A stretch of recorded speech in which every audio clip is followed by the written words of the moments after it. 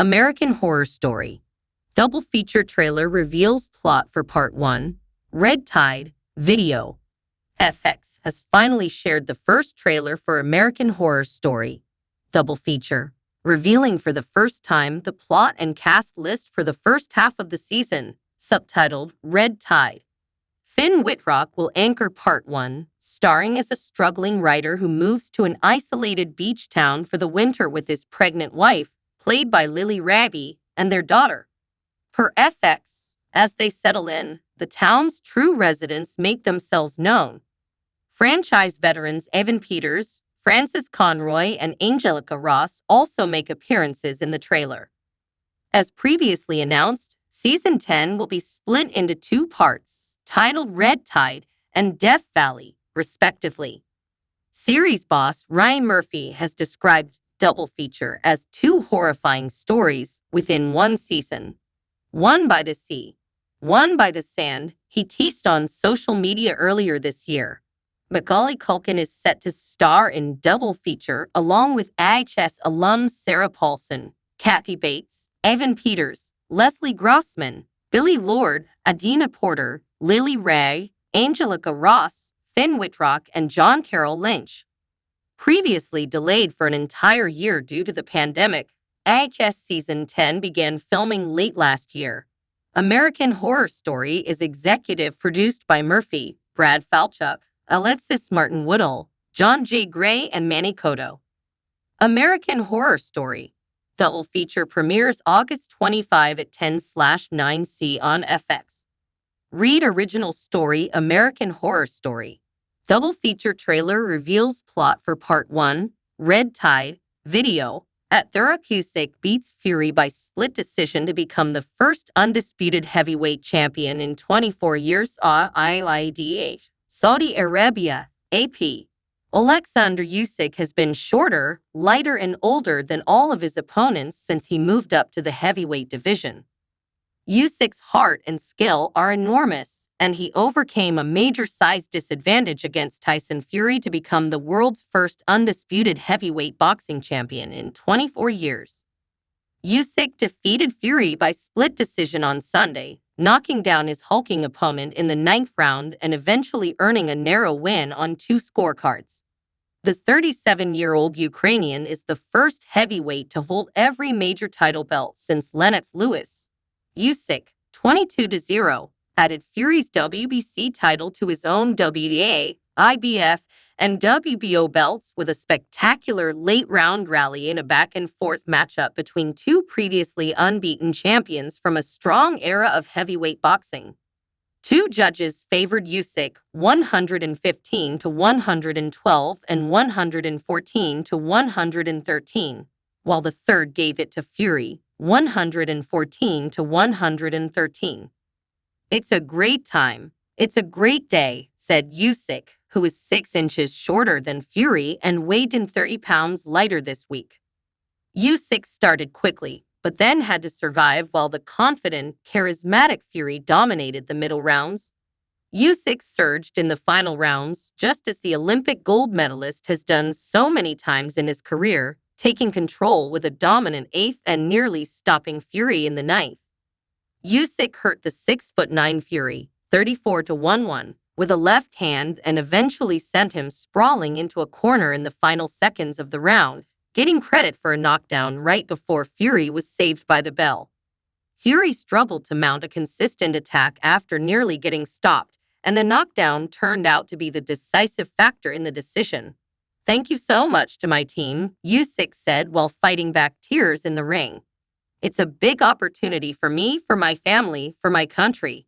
Slava Ukraini." Fury kissed Usyk on the head after the final bell, and Usyk hugged Fury several moments after the decision was read. Fury also said he wants the rematch in October. "I believe I won that fight," Fury said.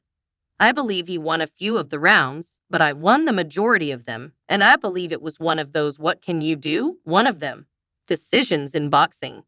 We both put on a good fight, best we can do. You know, his country is at war, so people are siding with a country at war. But make no mistake, I won that fight in my opinion, and I'll be back. I've got a rematch clause.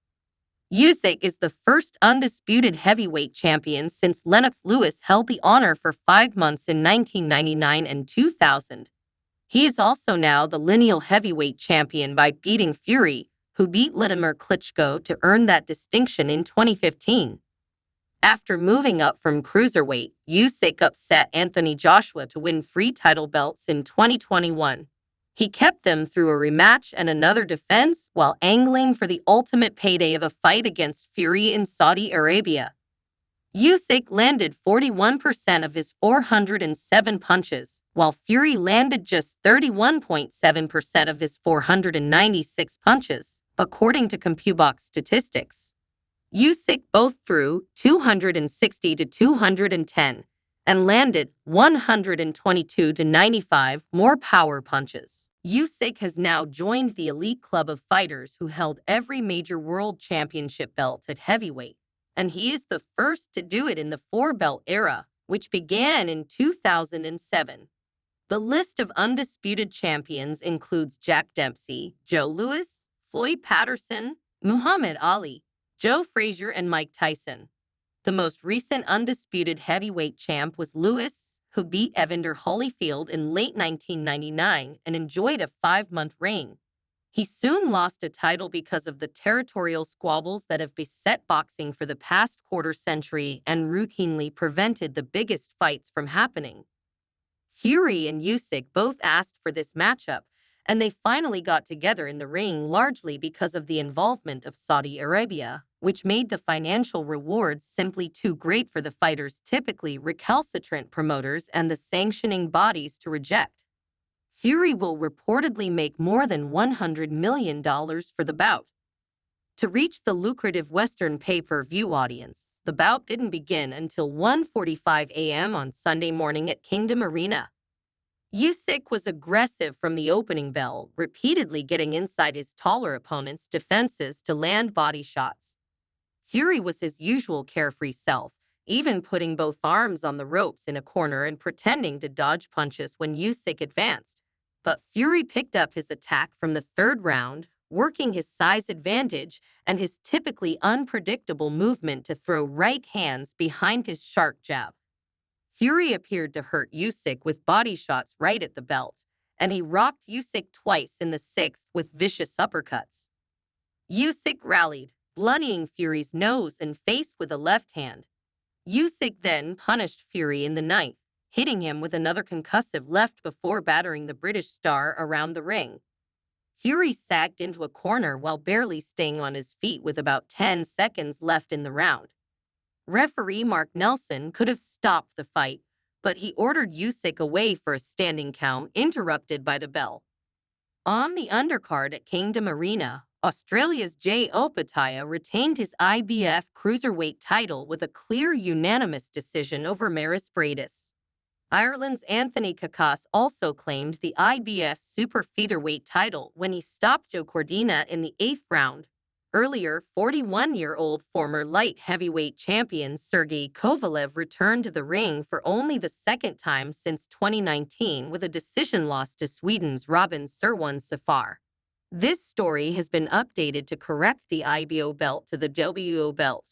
Oilers crank up the offense, drill Canucks 5-1 to force Game 7. Evan Bouchard and Ryan Nugent-Hopkins each had a goal and 2 assists, and Connor McDavid had 3 assists as the Edmonton Oilers staved off elimination with a dominant 5-1 victory over the Vancouver Canucks in Game 6 of their best-of-7 second-round playoff series on Saturday. I thought the boys were ready from the start. We obviously knew what was at stake tonight, said Oilers forward Dylan Holloway. There was probably a bit of nerves, but once we kind of got settled and we played our game and rolled all 4 lines and got going there and never looked back. Holloway, Zach Hyman, and Evander Kane also scored for the Oilers, who forced a winner-take-all 7th game in Vancouver on Monday night. I thought we played faster, we played cleaner, we were better with the puck, better coming through the neutral zone. We did a great job of getting on top of them on the forecheck and keeping pucks alive, McDavid said. Nothing to be satisfied or excited about. We just bought ourselves another day, and I would expect the same level of urgency and desperation from our group. I would expect Vancouver to play a better game as well, and I would expect it to be a highly competitive, great Game 7. Nils Hoglander replied for the Canucks, who are attempting to make it back to the Western Conference Final for the first time since 2011. We knew obviously this was going to be a difficult test to win tonight, Canucks forward Brock Boeser said. Obviously, they got a couple of goals that obviously sucked and took the wind out of us. I think the belief is in this room. Edmonton started the scoring 8 minutes into the opening period as Leon Draisaitl fed it up to Holloway, and he danced through the defense before tucking it between the legs of Canucks starter Artur Silovs for his third of the playoffs. What an unbelievable effort, Hyman said. For a guy who came up really for the playoffs to do that, he's had big moments here, but it's a huge goal to settle the team down to get us up. Draisaitl has picked up at least 1 point in all 11 playoff games this season. Less than 2 minutes later, the Canucks evened it up as Elias Pettersson sent a pass from behind the net out front to Hoglander, who snuck his first of the playoffs past Oilers goalie Stuart Skinner, who ended up only needing to make 14 saves on the night. The Oilers looked to have scored with 1 second remaining in the first on a point blast from Bouchard, but the goal was called off due to McDavid making incidental contact with Silovs. The shots were just 4-4 through the first 20 minutes. Edmonton regained the lead 7 minutes into the middle frame as McDavid spotted Hyman in the slot and his shot deflected and bounced up and over Silovs and into the Vancouver net for his 10th of the playoffs. McDavid came into the game having only recorded 1 assist in his previous 3 games combined. McDavid picked up another assist with 8:40 to play in the second as Bouchard scored his 5th goal and 17th point of the postseason on a long bullet of a shot from the point. The Oilers captain became just the 10th player in NHL history to record 20 playoff points in 3 consecutive seasons with his 2nd assist. Edmonton outshot Vancouver 14-5 in the second. The Oilers made it 4-1 just 3:25 into the third period as McDavid picked up his 3rd helper, sending a backhand pass to a hard-charging Nugent Hopkins, who scored his 3rd of the playoffs. Edmonton put the game away with 7 minutes left in the third as the draw came back to Kane and he unleashed a wicked wrister for his 4th of the postseason. Boeser is confident the Canucks can rebound for Game 7. I don't know if it's necessarily what you dream of as a kid, but it's definitely an opportunity for our group, he said. Obviously, we can play better, and we all know that. We'll regroup and look at what we can do better, and it's just going to come down to who wants it more next game. Veteran forward Corey Perry was a healthy scratch for Edmonton, with Sam Carrick coming in to take his place. Skinner returned between the pipes for Edmonton after Calvin Pickard served as the starter for the last 2 games. Vancouver dressed the same lineup that garnered them a Game 5 victory.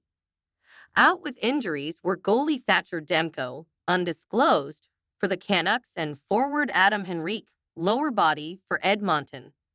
Draisaitl became just the 4th player in NHL history to record 60 assists in 60 playoffs games and the 3rd fastest in league history to get to 100 points behind Wayne Gretzky and Mario Lemieux. The Canucks came into the game having registered at least 40 hits in each of the previous 4 games and held a 214-143 advantage in the series. Hyman is only the 6th player in Oilers franchise history to score 10 goals in a single postseason.